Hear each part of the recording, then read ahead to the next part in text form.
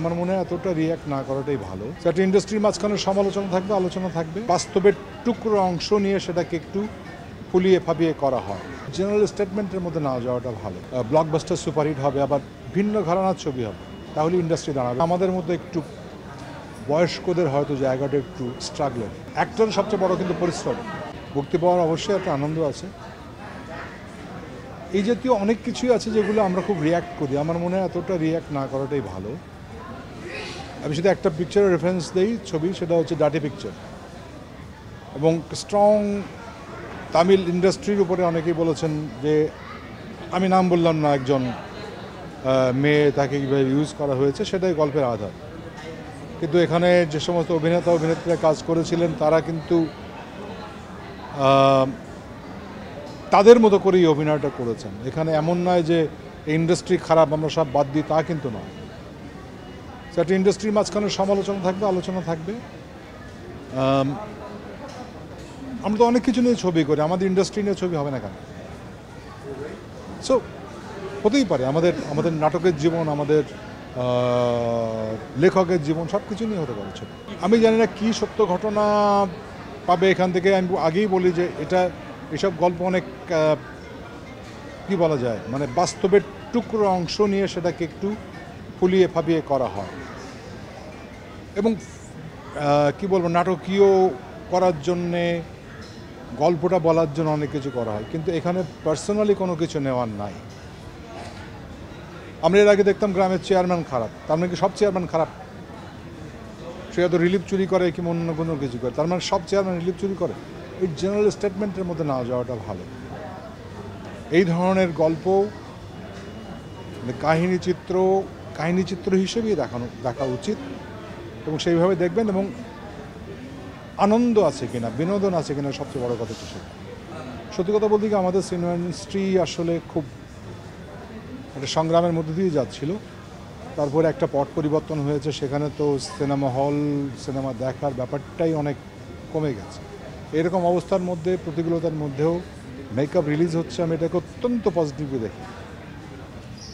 দর্শক আসবেন, জীবনযাত্রা স্বাভাবিক হবে, ছবি হবে, বিভিন্ন ধরনের ছবি আমাদের এখানে আসবে, এটাই চাওয়া। যেখানে ব্লকবাস্টার সুপারহিট হবে, আবার ভিন্ন ঘরানার ছবি হবে, তাহলে ইন্ডাস্ট্রি দাঁড়াবে বলে আমার মনে হয়।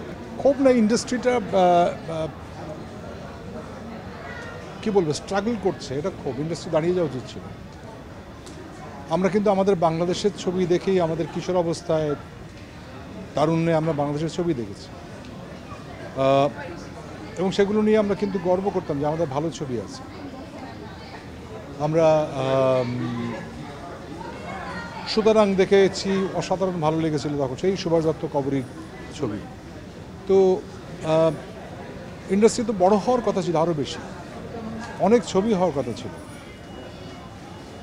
বাট সমস্যা হচ্ছে যে আমাদের শুধু সিনেমা নয়, ফিল্ম নয়, আমাদের টেলিভিশন, আমাদের অন্যান্য অনেক যেখানে এই কন্টেন্ট তৈরি হয়, কাহিনীচিত্র, সবগুলোই বেশ তরুণ নায়ক নায়িকা নির্ভর।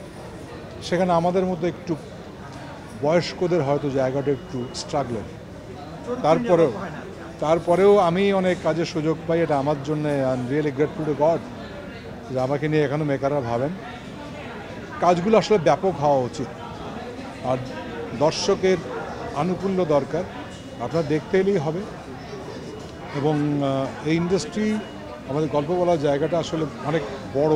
সেই বড় যদি করে দেখাতে পারি, আমার মনে হয় একদিন বিশ্ব জয় করতে পারবো। সিরিয়াসলি, অভিনয়টা শেখা লাগে। আমি ব্যক্তিগতভাবে মঞ্চে কাজ করেছি অনেক দিন, এবং আমি Delhi national school of drama থেকে নাটকের উপরে পড়াশুনো করে এসেছি, 3 বছর ছিলাম। তারপরে কিন্তু প্রচণ্ড স্ট্রাগল করেছি গ্রুপ থিয়েটারে, টেলিভিশনে ভালো কাজ করার জন্য। অনেকে যারা মনে করেন, তরুণ যারা অভিনয় করতে চান, মনে করেন যে করলেই হলো, আমার চেহারা ভালো আছে, কিংবা আমার